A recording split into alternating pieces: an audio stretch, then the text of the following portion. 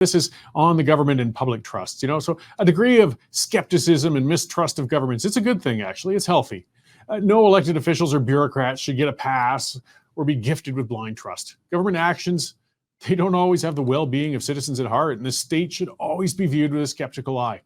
Now, with all that said, though, a degree of trust in the government is essential for democracy to function correctly. People must have a little bit of faith and be willing to cooperate with the government at times. So when that balance has been thrown off and healthy skepticism of the government is morphed into cynicism, things can go bad and quickly. So during the COVID years, governments at all levels shattered the relationship of trust with citizens. Elected officials and appointed bureaucrats, they eagerly imposed controls upon people with no regard for personal freedoms. The ability to earn a living, travel, meet with loved ones, or even pursue an education was curtailed. Even the sanctity, of course, of medical choice was violated as people were coerced into vaccinations they weren't comfortable with. The state fed mistrust between citizens and the government and encouraged them. And they fed mistrust between citizens and each other, encouraging them to report on each other for pandemic violations. Families were shattered, livelihoods were destroyed.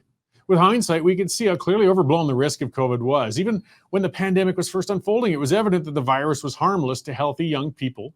Yet the state couldn't resist imposing controls upon us all with disturbing zeal. Schools and playgrounds were closed, and kids playing hockey outdoors were assaulted by police. That really happened. Citizens were fed misinformation by the state, and the social fabric of nations was torn as people were publicly shamed for questioning the motivation and action of their governments. And now we're seeing the cost of this shattered trust.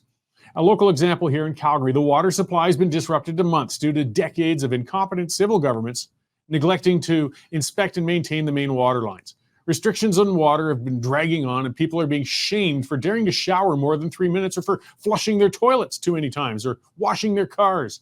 Fines are being levied against people caught committing the high crime of watering their gardens. And of course, the threats are abounding with further legal consequences should citizens be using water beyond their rationed and allotted amount. Now, despite all this pressure, citizens aren't reducing their water use significantly in Calgary. While city officials beg, cajole, and threaten citizens, their pleas are being ignored. In order to repair the water lines, people need to reduce their water use en masse, and it isn't happening. Apparently, if the overuse of water continues, Calgarians may experience a total shutdown of water or have boil water orders imposed on them for the whole winter. Now, with such potentially dire consequences for using too much water, why are Calgarians still refusing to cut back? It's because they don't trust the bloody government. They remember the satisfied gleam in Mayor Gondek's eye as she maintained pandemic restrictions, and they know the contempt in her voice when she speaks to citizens. They either don't believe the threats to the water supply are real, or they're continuing with their high water use as an act of passive rebellion just to spite her. It's probably a combination of both. If people trusted the city government, water use would drop. It's annoying, but not difficult to reduce daily consumption to a degree. Trust has been compromised, however, and now, in time of genuine crisis, the government can't get citizens to cooperate on solving the problem. This isn't the fault of citizens. It's a consequence of the abuse of power by authorities. The issue gets even more worrisome when it comes to vaccine use. I mean, we've had safe, well-established, and tested vaccines in use for generations. People don't need a gun to their heads to take their children in for those vaccinations. They trusted the medical establishment and the government back then. The lives saved through polio vaccinations and others have been immeasurable, as well as the savings in health costs. Now, though, we're seeing a resurgence of some of those diseases we thought were defeated. Measles is making a comeback. So is whooping cough. We have vaccinations for that. Statistics are indicating that vaccine uptake has dropped dramatically in the last few years, and children are going to be paying the price for that. I mean, there's always been some people making crazed claims about MMR, vaccines, and autism. It was a bunch of baloney. But they were in a minority, and enough people participated in vaccinations to keep general immunity high. So we didn't see outbreaks of mumps, smallpox, polio. The vaccines are safe and effective.